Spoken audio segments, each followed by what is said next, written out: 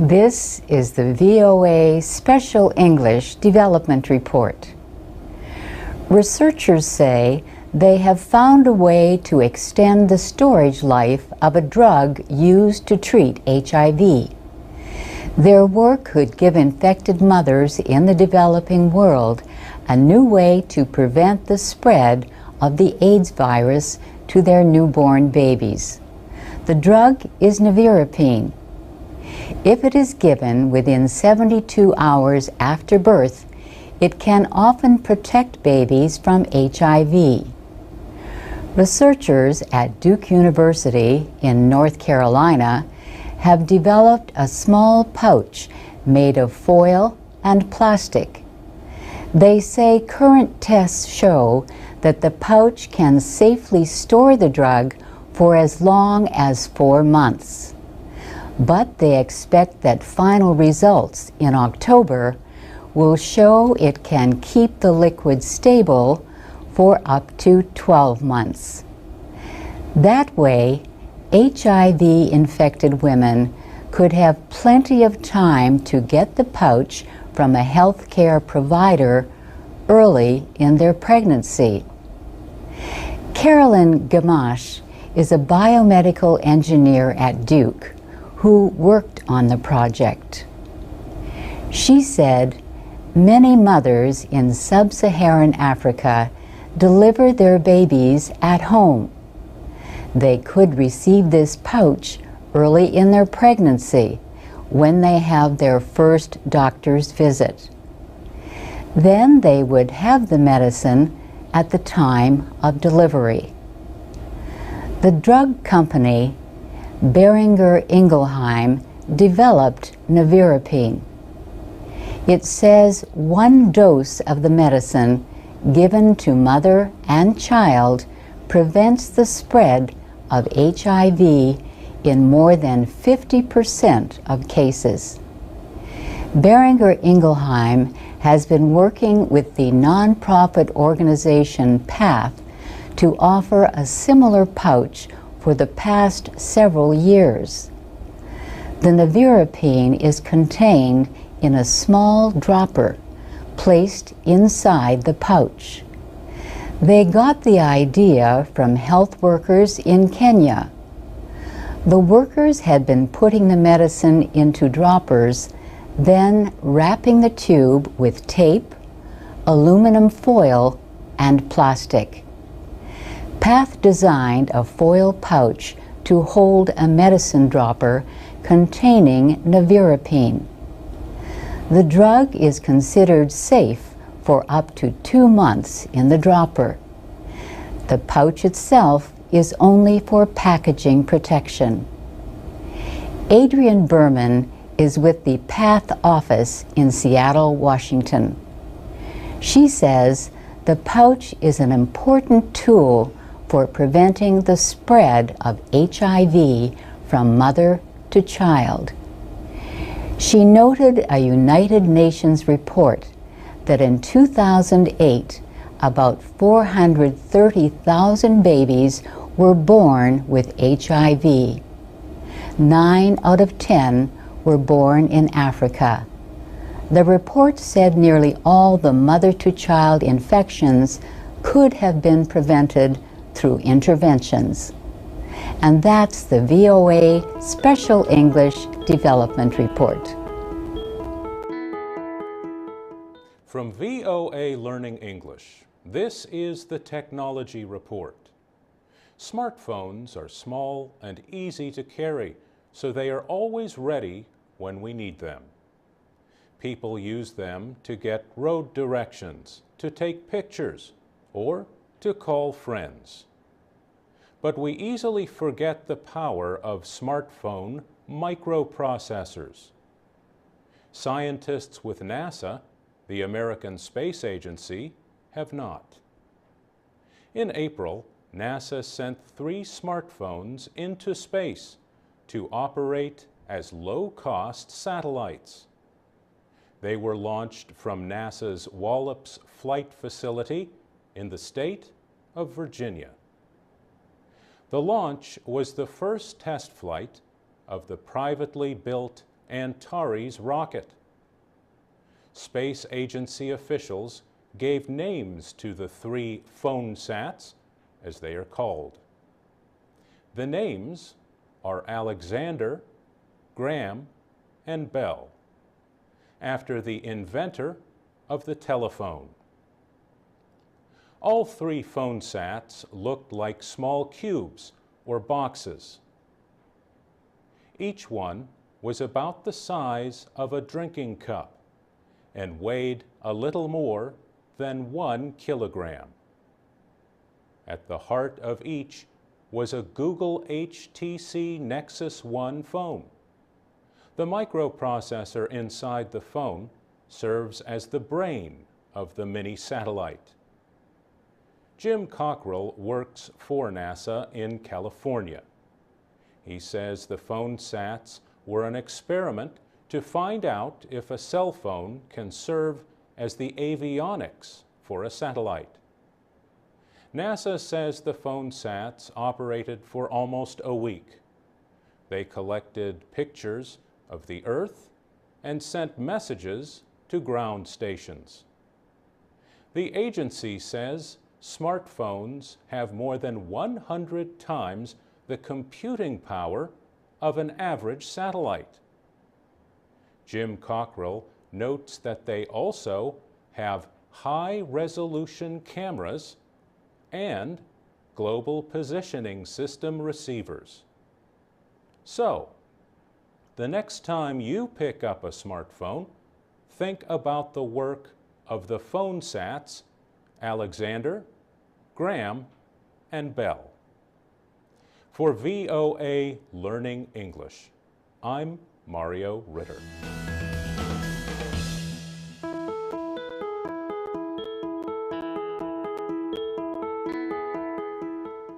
From VOA Learning English, this is the Technology Report. Internet activists and human rights groups are criticizing an order that requires blogs and social media sites in Vietnam to share personal information only. The order aims to ban social media users and bloggers from posting other information such as news stories.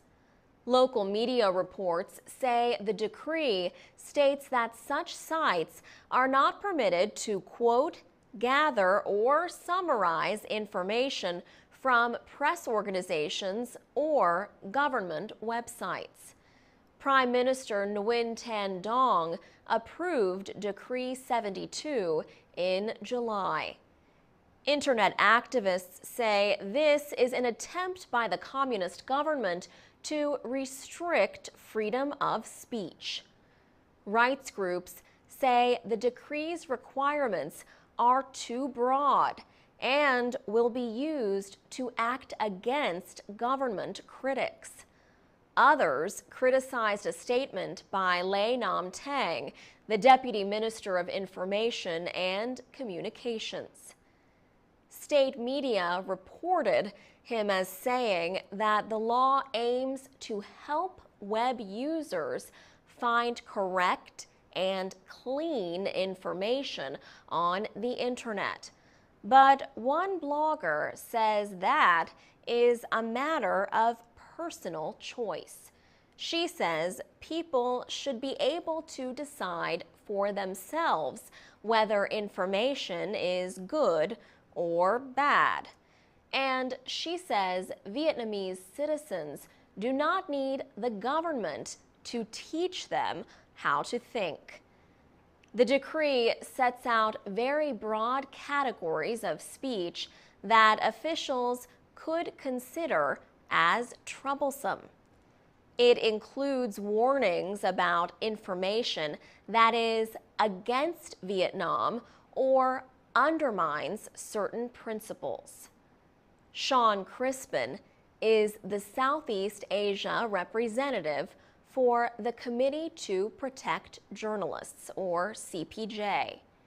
He says the increased restrictions suggest that the government thinks it has lost control of the criticism that is so widespread on social media.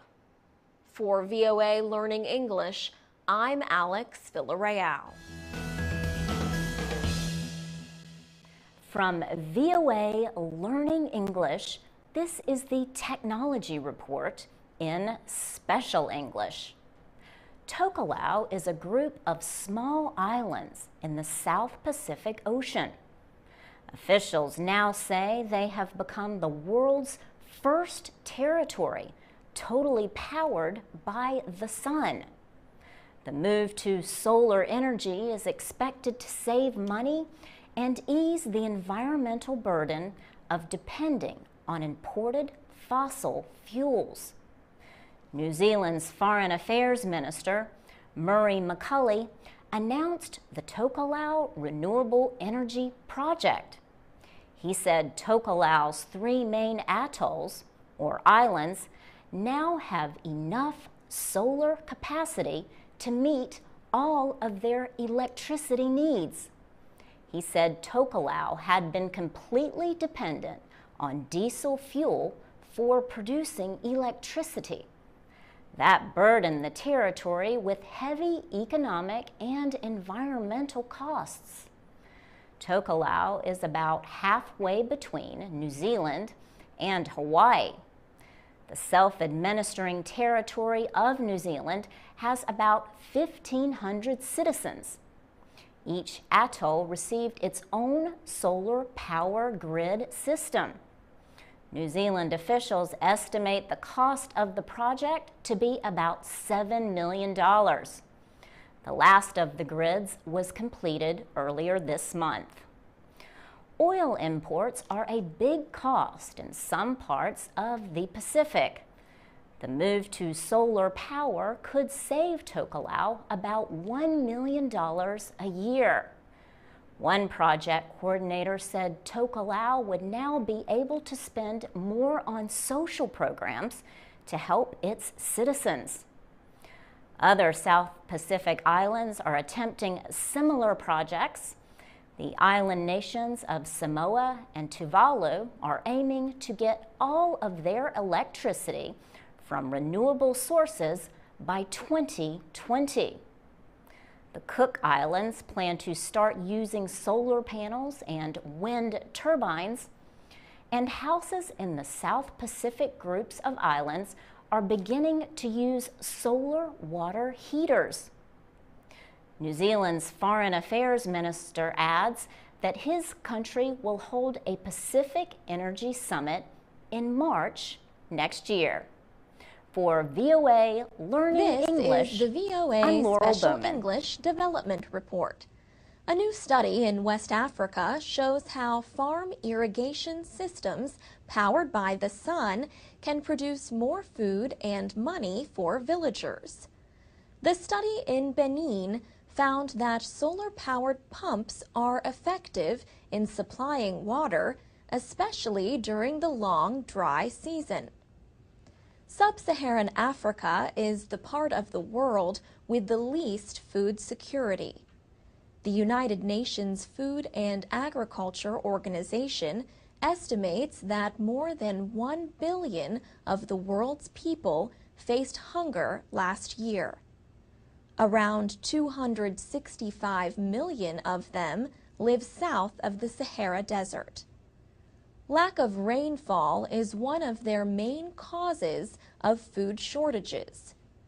Jennifer Burney from Stanford University in California led the study. The research team helped build 3 solar-powered drip irrigation systems in northern Benin. Between 30 and 35 women used each system to pump water from the ground or a stream.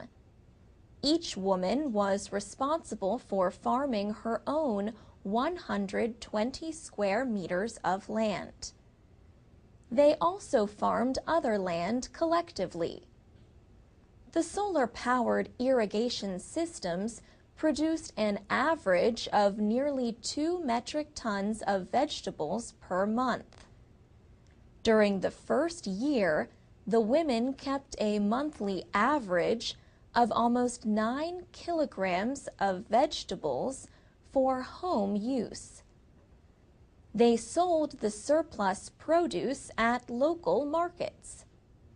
The earnings greatly increased their ability to buy food during the dry season, which can last from 6 to 9 months. People in the 2 villages with the systems were able to eat 3 to 5 more servings of vegetables per day. But making the surplus available at markets also had a wider effect. The study compared the villages with 2 others where women farmed with traditional methods, like carrying water in buckets. The amount of vegetables eaten in those villages also increased, though not as much. The researchers note that only 4% of the cropland in sub-Saharan Africa is irrigated. Using solar power to pump water has higher costs at first. But the study says it can be more economical in the long term than using fuels like gasoline, diesel, or kerosene. And solar power is environmentally friendly. The study was published in January in the Proceedings of the National Academy of Sciences. And that's the VOA Special English Development Report. You can post comments and learn about other issues in the developing world at VOA. This is the VOA Special English Development Report. Before refrigerators were invented, the next best thing was an icebox. But another way to keep food fresh is to use an evaporative cooler. A common design is a tall box with several shelves inside to hold the food. The shelves are pieces of metal with many small holes through them. The sides of the box are covered with pieces of thick cloth. Containers of water are placed at the top and bottom of the cooler. The ends of each piece of cloth lie in the water so the cloth stays wet. The cooler is put outdoors, but not in the sun. Air will pass through the wet cloth.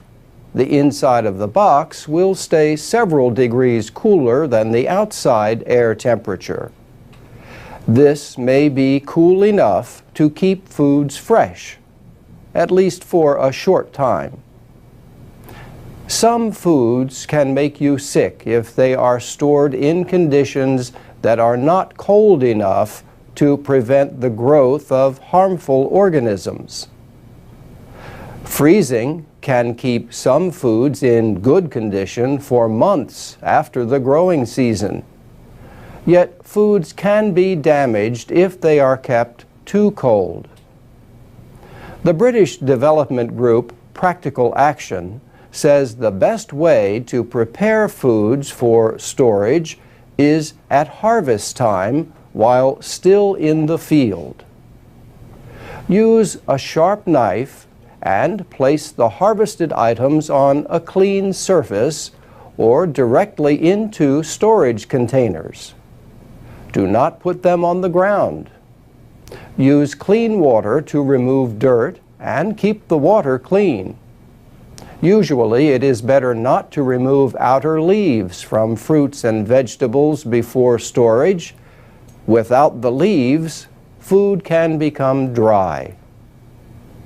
Fruits and vegetables must be cool from field heat before they are put into storage. But cooling them in water can spread fungus throughout the food. A better idea is to harvest foods either early or late in the day, then leave them to cool naturally. Some fruits and vegetables must be stored at 0 to 4 degrees Celsius. Any colder and they might be damaged. Some foods need to be stored at 4 to 8 degrees, and some need to be stored above 8 degrees for best results. Wet the fruits and vegetables so they do not become too dry. The best time to do this is before storage. Cover the items in plastic once they reach the right critical temperature for storage. Most fruits and vegetables need the relative humidity in storage to be kept between 85 and 95%. Finally, leave space between the food containers and the walls of the cold storage area so air can flow. Keep the space clean and try not to open the doors too often. And that's the VOA Special This is the VOA Development Special Report. English Technology Report. Recently, the Wall Street Journal had a report about the online travel company Orbitz. The newspaper said Orbitz shows Mac users higher-priced travel choices at the top of search results than users of Windows. The company began doing this after research suggested that people who use Mac computers spend up to 30% more for hotels than people with PCs. Former Orbitz employee Cameron Ewell is chief executive of a digital media and technology company called Adgent. He says Mac users tend to be more affluent than PC users. So why not target them with the messages that are going to resonate with them? This kind of price discrimination is also known as dynamic pricing. Cameron Ewell says it is a very common marketing tool, especially in the travel industry. He puts it this way: next time you're on a flight, ask the person next to you what they paid for their ticket. For example, if you are a business traveler or you bought your ticket at the last minute, you will always get charged more. Companies have always gathered information about their customers, but now they have a lot more ways to do it. Eric Martin is a partner at Boost Partners, a management consulting company. He says a salesperson in a store can only assume certain things about you based on your appearance. Online sellers, however, have far more information to work with, including information about which website directed you to them. Eric Martin says the people that you deal with online can't see you at all physically, but they know that, for instance, when you came to Orbitz, you may have been directed there by Kayak. Kayak is itself a comparison site, and that may then lead Orbitz to believe that you're searching for deals. Information about the referring site is only one of the things that a site like Orbitz will consider. Is the person a return visitor? Which hotels has this person viewed in the past? Websites collect this kind of information by placing small files known as cookies on a person's computer. In the case of Orbitz, Mac and PC users were actually given the same choices. However, they appeared in different orders. For Mac users, the higher-priced hotels showed up higher in the search results. Orbitz says 90% of its users book a hotel that appears on the first page, and mostly in the top 5 listings. For VOA Special English, I'm Mario Ritter.